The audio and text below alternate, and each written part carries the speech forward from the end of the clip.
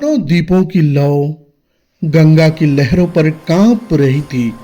ठंडी हवा में शंख और घंटियों की ध्वनि घुली हुई थी। लाखों लोग आए थे, कोई पुण्य के लिए तो कोई प्रायश्चित के लिए, कोई और अपने बीते हुए कल से भागने के लिए। मैं भी वही था, पर मेरा उद्देश्य स्नान करना नहीं बल्कि एक कहानी ढूंढना था। माघ मेले के तीसरे दिन ब्रह्म मुहूर्त में मैंने उसे देखा। संगम से कुछ दूरी पर भीड़ से अलग एक साधु ध्यानस्थ बैठा था। उसके वस्त्र साधारण थे, पर उसके चेहरे पर एक अद्भुत शांति थी। ऐसी शांति जो केवल बहुत कुछ खो देने के बाद मिलती है। मैंने जैसे ही कैमरा उठाया, बिना आंख खोले उसने कहा, पुत्र, आज जो दिख रहा है वह रिकॉर्ड करने के लिए बिल्कुल नहीं है। मेरे हाथ कांप गए। मैंने कुछ कहा ही नहीं था।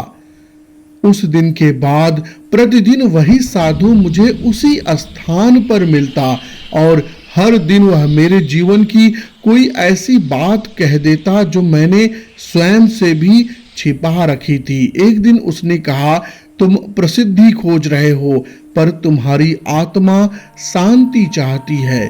मैं मौन रह गया क्योंकि यह सत्य था। मैंने पूछा, महात्मा, आप मुझे कैसे जानते हैं? उसने कहा, गंगा की ओर देखो। संगम पर आने वाला व्यक्ति अपने भीतर का सच छुपा नहीं पाता। माघ मेले का चौथा दिन था। उस दिन साधु ने मुझे सूर्यास्त के समय बुलाया। उसके स्वर में अजीब सी गंभीरता थी। उसने कहा, कल तुम मुझे नहीं देखोगे। मेरे हृदय में भय समा गया। मैंने पूछा, आप ऐसा क्यों कह रहे हैं? साधु ने अपनी झोली से एक पुरानी पीली पड़ चुकी तस्वीर निकाली और मेरे हाथ में रख दी। तस्वीर देखकर मेरी आंखें भर आई। वह मेरे पिता की तस्वीर थी, युवावस्था की, उसी संगम तट पर खींची हुई। मेरे कंठ से शब्द नहीं निकल पा रहे थे। साधु ने धीमे स्वर में कहा, मैं ही तुम्हारा पिता हूं।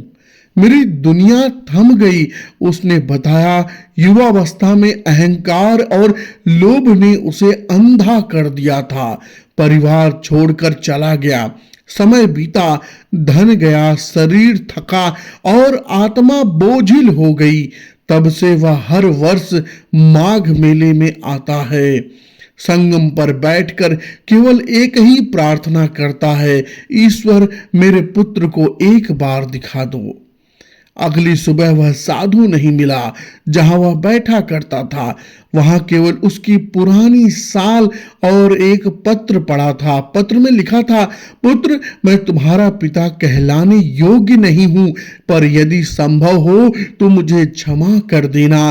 गंगा सब कुछ बहा ले जाती है, पर पश्चाताप यहीं रह जाता है। माघ मेला समाप्त हो गया। भीड़ भी लौट गई, घंटियां भी शांत हो गई, पर संगम आज भी बह रहा है। शायद आज भी वहां कोई गुमनाम साधु बैठा होगा, मोक्ष मांगने के लिए नहीं बल्कि अपने किए की क्षमा मांगने के लिए।